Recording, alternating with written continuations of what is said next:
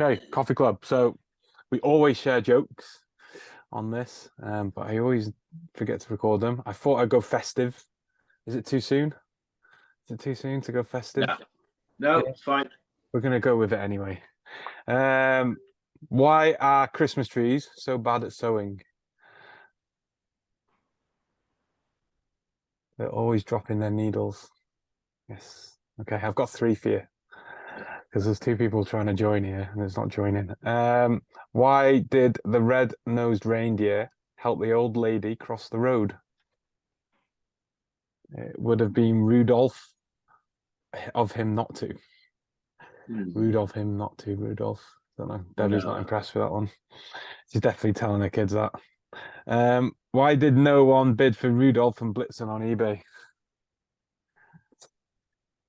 Because they were too dear. Yes. Yes, that's good. Okay.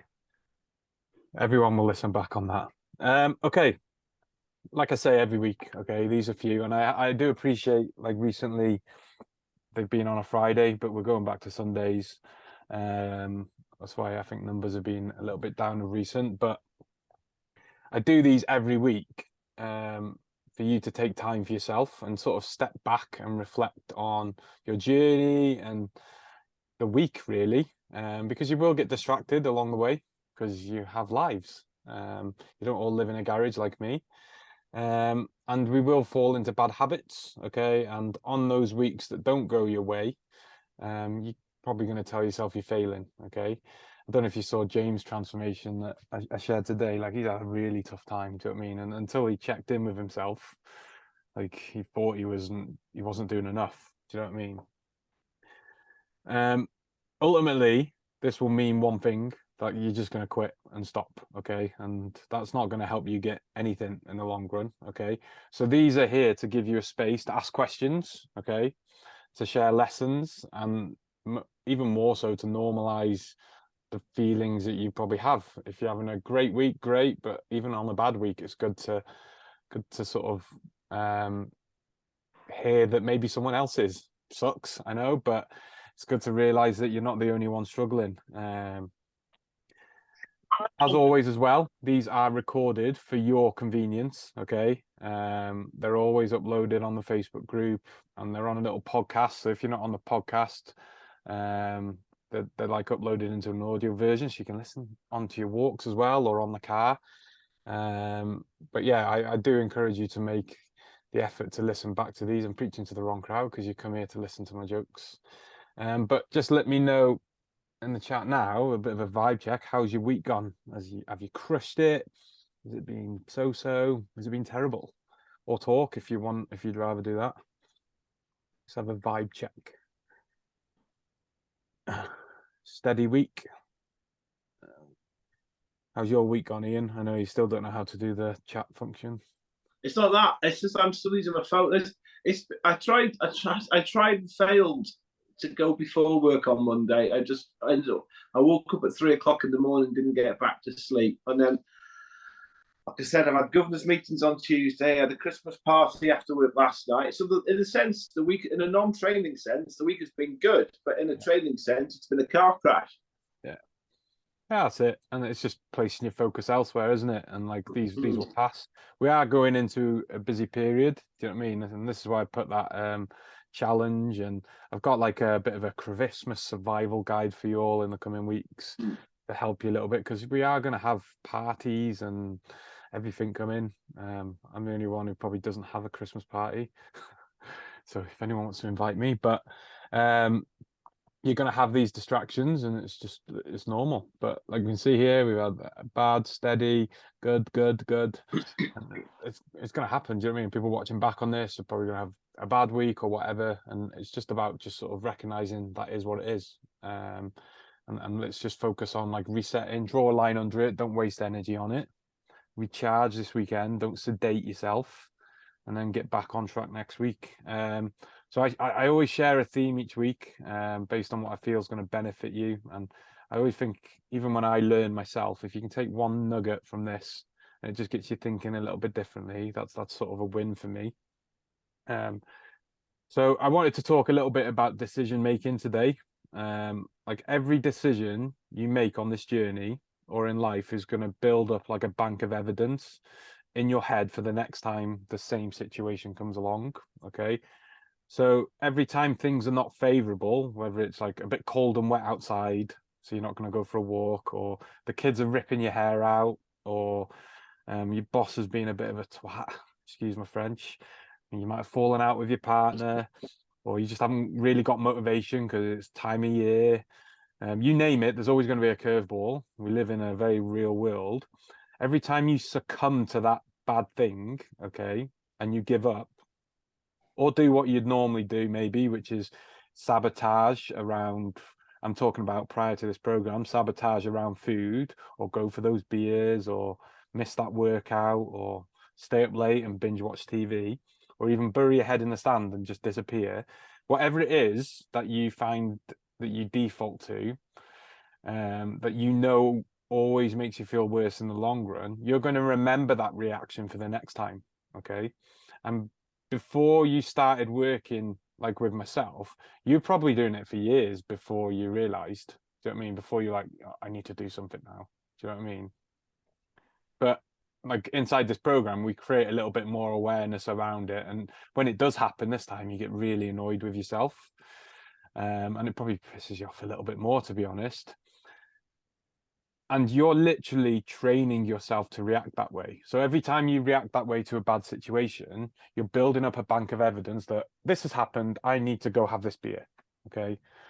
This has happened. I need to do this. We're actually training ourselves that that's the correct way to react to things. Okay.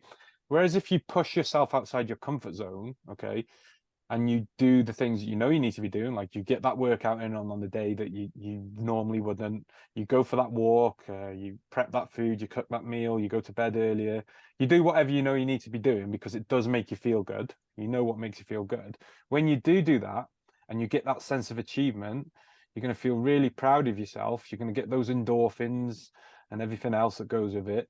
You're going to remember that time next time the problem arises, and we're going to build up that bank of evidence again. Okay. You see, the more you react positively to things that previously would have crippled you, that bank of evidence is going to build up to the point where you do it without thinking. Okay. You see, every positive decision that you make is an investment into that future you. Okay. Like, and you're going to have to work a little bit harder and save. Okay. Especially when you start. But over time, those investments are going to compound and you're going to build interest on them to the point where you built up this bank of evidence to fall back on. Okay. And it becomes so overpowering that you do it without even thinking about it. And that previous default response that you might have had to a stressful situation, okay, becomes something that's completely alien to you because you've got this new bank of evidence. So if right now you do find yourself defaulting to those bad habits, realize it's completely normal to start with. We just really haven't built up enough evidence yet to make it something that's going to be easy. So you're going to have to keep saving like you did when you bought your first house or whatever. But every time you do react positively, okay, you're adding to that investment and it's going to compound, okay, and you'll get a return on investment in the future in the shape of results, whether it's like body shape, weight, energy, or just general self-control. So like ask yourself now, like, have you built up enough evidence to make it something that's going to be easier to stick to? And if you haven't, like, where's the best way we can make sure we start building that up? Okay, it'd be interested to hear this from like a few people, like your insight here, because we've got like a few people in the program for a while and a few people who are just starting out, as to where you feel you're at or where you struggle, and how we can sort of combat that and really build up that bank of evidence to react in favor of what we want. What are people's takeaways on that? Feel free to type in the chat or talk up if it's easier. Take yourself outside your comfort zone, build that bank of evidence.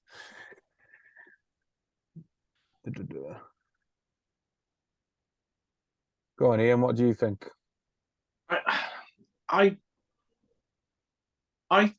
one thing I don't struggle personally. I just struggle. This week has been the biggest one, and that hasn't been anything I can put right.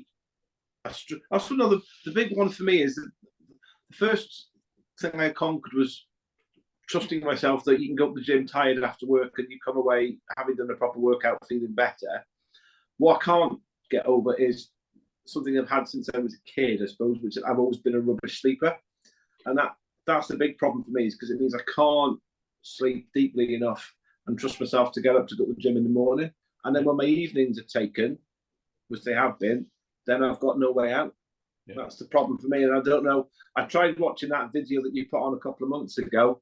I did all the right things on Sunday, and I'm still awake at 3:45. And then once I'm awake, I'm thinking about work, and I can't stop thinking about it. So that's the one for me, and I don't know what the answer to that is really. Yeah, and that's going to come down to like, well, if we took work away, you'd sleep. Yeah. Like, wouldn't we? So, like, we know we need to manage your load there and maybe insert some boundaries where you do. Like, I know for me, like, I have to have a boundary at night where, like, I don't speak to you guys. Like, I put my phone down. Even I've got Steph to tell me now to put my phone down if I don't take it off me, because otherwise because I just get really caught up in things and then I can't sleep, and it just takes one thing and I'll start overthinking it and then I won't be able to sleep then. So like I need that space between the boundary that I've put in and bed. Otherwise I take it to bed with me and then I keep overthinking it. So I can imagine that's where you're at, but like on steroids almost, because like obviously you've got a really stressful job and and you've done it for so long. You've got such a bigger bank of evidence than me. Like you're a little bit older. Like the bank's a little bit. There's more evidence there. Do you know what I mean? Yeah. So like it might mean we need to have like a little bit more of a boundary. Like, have you tried that? The trouble is, unfortunately, that quite often when I'm lying in bed awake at 3 o'clock in the morning, that's when I have some of my best ideas. Yeah. And then you think, you know, I'm in a way I'm glad that I think I might not have thought about that at 9 o'clock in the morning. So and then that sort of then deters you from forcing yourself not to start thinking about stuff. Yeah. Do you like plan the day ahead the night before? Well, my work day. Yeah. No, because you can't. Because it's reactive. It's people on the phone pinging you email. Or do you have like a structure almost that? So obviously, like I'm the same. Like I can plan my day, but then I've got people to manage, and then things happen. But like I've always got like, okay, I'm going to do this and this and this. Like I have 3 tasks usually. Do you know what I mean? And then things fit around that.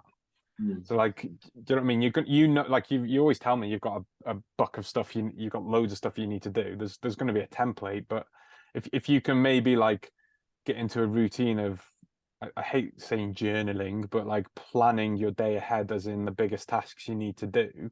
Like you'll be surprised getting into that routine and almost brain dumping the stuff. Like it's you've, like I said, you've almost need to like insert something and try it, because what you're currently doing is affecting your sleep. No, it's true. Yeah. No, you're right. It's like we could try that. It could be like maybe like at the end of each day or something or whatever, you have half an hour where you just sit down and just write things down. Yeah, like Louise said, I don't know. I got Louise to do that. Write them down, Ian, and then like you could just have a space of an evening where you just sit down and marry it up with something relaxing, not a beer.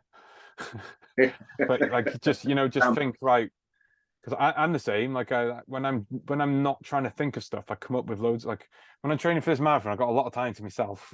The amount of times I've thought of stuff and I'm like, oh damn it, and I spend the rest of the run trying to remember it to write it down because I don't carry a pen and paper with me.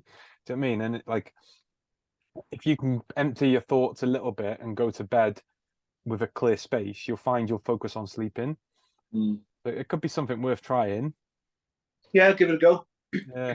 Yeah. I'll send you a few little tips a little bit more, because I can go forever with this, because I try it. I've tried loads of things myself because I've got a very active mind, especially because I'm passionate about what I do. I'm always like criticizing and I dwell on things. So it's been an absolute game changer for me, and I've only been doing it like a couple of years really, but a year properly. Yeah, I've ended up switching my phone off at night now. Yeah, so I have two phones. So this is my work phone and it stays upstairs out of the way. I've actually had to create a physical boundary because I don't have the discipline. I just get caught up in it. Do you know what I mean? So that could be another thing, or leave your phone in another room. You know, all these little things. But there's tons of research behind like blue light and stuff. And like if you sit in a dark room, like how many times you've watched a movie like in a dark room and you fall asleep? I do it. Do you know what I mean? And it's because like melatonin, like the natural light is gone and you start to fall asleep. Whereas when you look at your phone or stare at a screen, you're awake. So then you go to bed with an active mind, and then you probably set your alarm on your phone, and then a notification. Do you know what I mean? Remove it, and you'll be surprised how much you'll go into a deep sleep. It's not the amount of sleep you need; you need quality sleep, not quantity.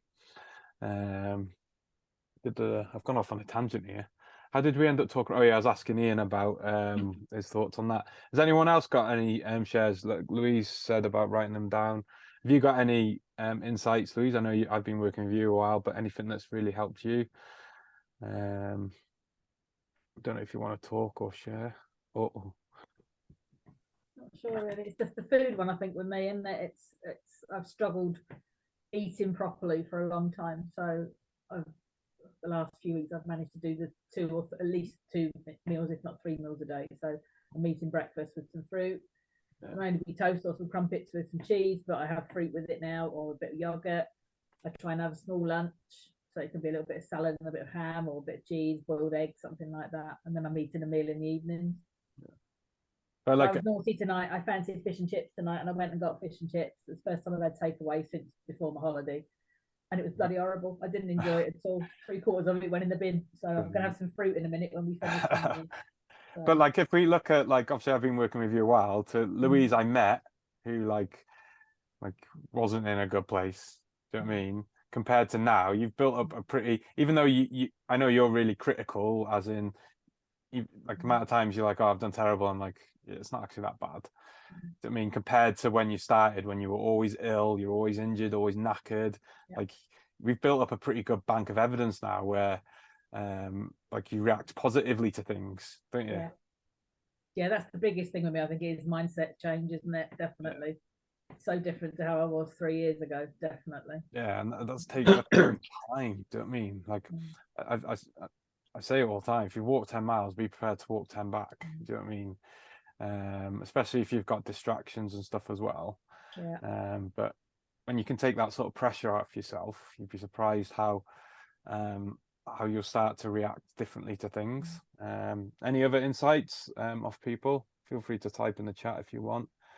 It'd be good to see off people who maybe just starting out. Don't leave me hanging, guys. Has anyone got any what have we got here down here? Emma, I'm still trying to act positive. It's hard if I have a blip to not press the fuck it button. Yeah. And like if we go back to that bank of evidence, like Emma, you're still like early days. Do you know what I mean? Like it's gonna take time to get into that mindset. And like if we just look at Louise, or I worked with Louise one-to-one when I was in the gym with her. Do you know what I mean?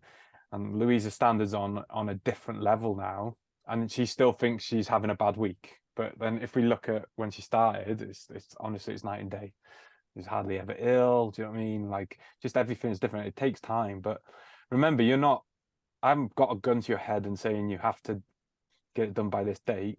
The only pressure you're putting on yourself is from you. Do you know what I mean? So when you can have that mindset around things, obviously there's a sweet spot because then we can get complacent and actually end up doing nothing and we revert. But when you can take that pressure off yourself and just draw a line under things, you'll be surprised how you'll start to react a little bit differently because there is no pressure.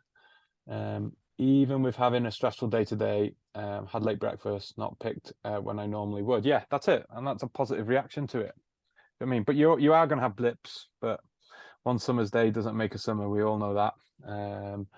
We're our own biggest critics, and and this is like this will be from previous experiences. Do you know what I mean? When you have smashed it in a week and lost X, Y, and Z, and the amount of times people are usually, I think it was Emma, like, oh, usually lost more. Yeah, but like if it had worked before, it would have stayed off. Do you know what I mean? And whereas when we think about this differently, like we're not going back to where we were. Do you know what I mean? So it takes as long as it takes. Joe, I think trying to balance illness and injury makes it hard if you're having too many days off. Yeah, that's it. And this is where we have standards to fall back on, because if we can, let's just say you come into this program like this really low standard, we'll just say as an extreme, and in your mindset you've got this really high expectation from you, from yourself. This is something that you created. I'm going to join with Rob and I'm going to be here right at the top. Okay, but the problem is, in the past you have always gone to that point, and you probably did in the first couple of weeks with me, but then we go back to this point. Whereas like I'm big on just getting you to here, then to here, then to here, then to here, and then you'll have a bad week and we'll go back here, then we'll go here, here. And those moments that you can push, we're going to raise those standards gradually. I look at it this way: you still, even when you're ill and you're injured or whatever, you always have to eat, even though it might not be great things. You do always have to eat. You always have to go to bed. You always have to drink water, and you do have to walk or roll or whatever. Do you know what I mean? And when we can just raise those areas, okay, and lean on those things, and maybe, okay, maybe if you're ill, you can't you can't eat certain foods because you don't fancy it. But definitely you don't have to be smashing out 25 chocolate bars. Do you know what I mean? There is something you can eat, or you can drink more water. There's always something we can do. We've just got to find what works for you. Even when I've not noticed changes, other people have, and comment how they have noticed both physical and mental changes in me, which in turn makes me feel better. Yeah, sometimes you just need to surround yourself with other people. Do you know what I mean? Like if you're around the same people all the time, they won't notice things. But then you go out on a night out and people are like, wow, what happened to you? Do you know what I mean? And then you're just reminded. And this is why this is why on your programs always put that gratitude things. And I'll be honest, like 8% of people just leave it in the program. Do you know what I mean? But it's like when you can use that gratitude bit on your program to reflect on your journey, you're going to start training yourself to think positively about what you have achieved. Me too, Angela. Everyone says I have a different mindset now compared to previous years. Yes, but Emma's like playing touch rugby now. Do you know what I mean? I'm running around like doing all these crazy things. Just night and day. And again, it's really early days for her as well. But let's just say next week Emma has a terrible week. Hopefully you don't, Emma, touch wood. But let's just say she did. She might actually forget that comment that she's just said there. Do you know what I mean? And it's about reflecting on that all the time and reminding yourself. Has anyone got any lessons or shares or asks? I want to make sure that you come away from this with everything you need. Rob, not so much an ask or a share, but I think that point you just made is a really good point, because when you were just saying about comparing like when Louise started 12 months ago, I'd been a member of the gym for months, and there were some weeks and months I didn't go and I didn't feel bad. This week I've done more than I was doing 12 months ago, and I was thinking, shit, I haven't really done much this week, but having listened to what you've just said, actually, that's a very good point. I'm still probably 150% in a better place than I was 12 months ago. Oh, wow. So, Wow. yeah. I've obviously known you for years before you even joined the program. Do you know what I mean? And you've always been a member of the gym, and you'd always come in spits and spurts, but that was it as far as it went. Do you know what I mean?